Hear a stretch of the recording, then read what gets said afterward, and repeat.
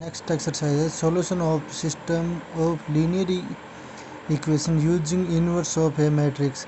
अब तक आपने पढ़ा होगा कि आप किसी भी लीनियर इक्वेशन को सॉल्व करते थे विदाउट मैट्रिक्स मेथड से। अब हम लीनियर इक्वेशन को मैट्रिक्स मेथड से सॉल्व करेंगे।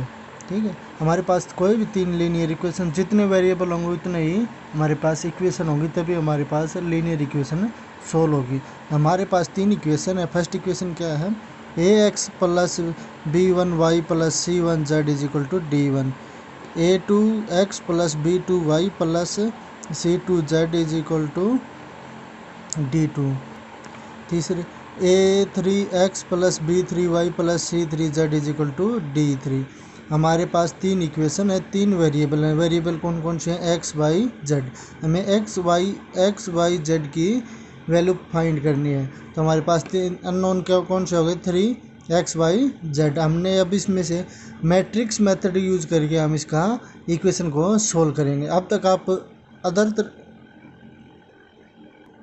तरीके से इन इक्वेशनों को सोल्व किया आपने। अब हम मैट्रिक्स मेथड से इसको सोल्व करेंगे। हमने माना ए मैट्रिक्स क्या हो गई हमारे पास, इसमें से जो एक्स वाई और जेड के जो भी कोफिशिएंट है वे हमारे पास क्या हो गए? ए मैट्रिक्स। ए के फर्स्ट कॉलम क्या होगा? A one B one, A one A two A three. Second column B one B two B three. Third column C one C two C three. ये हमारे first column, second column, third column. ये हमारे पास क्या हो गई? ए matrix. X matrix क्या हो गया हमारे पास? X Y Z. हम इसको एक कॉलम के रूप में लिख लेंगे, एक्स वाई जेड। बी ए कॉलम मैट्रिक्स अननोन। हमारे पास एक्स वाई जेड की वैल्यू दी नहीं है तो। और बी मैट्रिक्स क्या हो गया हमारे पास? जो कौन सा कॉन्स्टेंट दिए हुए वैल्यू है वो D one D two D three. इसको भी हम एक कॉलम के रूप में लिख लेंगे। तो ठीक है, हमारे तो गिवन इक्वेशन क्या होगी हमारे पास? A X is equal to B. इसकी मल्टीप्लिकेशन करेंगे इन दोनों की, तो हमारे पास क्या आ जाएगा? यही इक्वेशन आ जाएंगी, इक्वल टू ये इक्वेशन आ जाएगी। अब हम इसको फाइंड द इनवर्स। इनवर्स कैसे प्राप्त करते हैं हम इसका?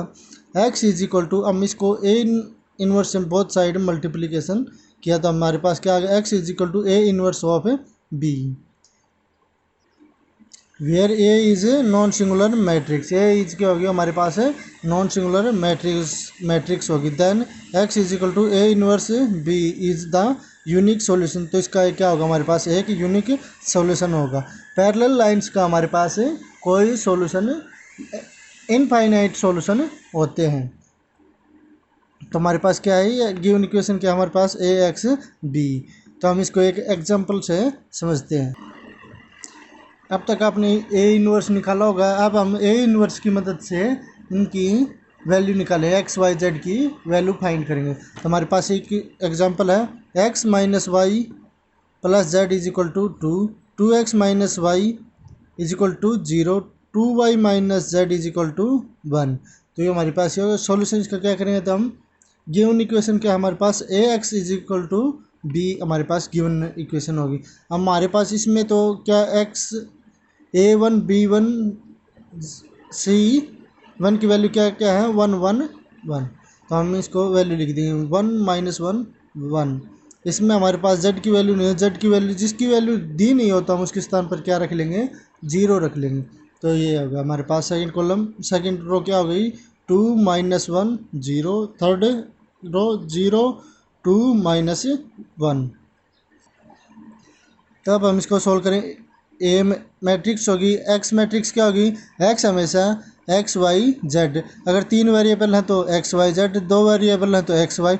दो वेरिएबल होंगे तो हमारे पास टू बाई टू की मैट्रिक्स होगी। और बी मैट्रिक्स क्या होगी हमारे पास? जो ये कांस्टेंट वैल्यू दी हुए हैं वे हमारी बी मैट्रिक्स होगी। अब हम इसका डिटर्मिनेंट निकालेंगे। यूजिंग फर्स्ट रो से इसका हम डिटर्मिनेंट निकाला तो हमारे पास क्या आ गया?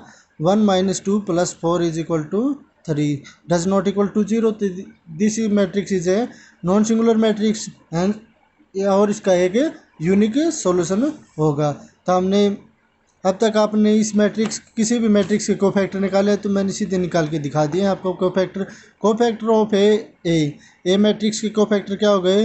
One two four, one minus to one two one.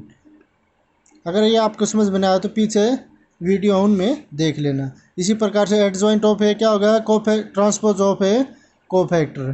किसी भी मैट्रिक्स का कोफैक्टर निकालेंगे उसका ट्रांसपोज करते हैं तो हमारे पास क्या आ जाएगा, वो एडजॉइंट ऑफ ए। ये तो इसका ट्रांसपोज किया तो हमारे पास ये आ गया। अब ए इनवर्स क्या होता है, adjoint of A upon A determinant. A determinant क्या होगा, 1/3 adjoint of A this matrix.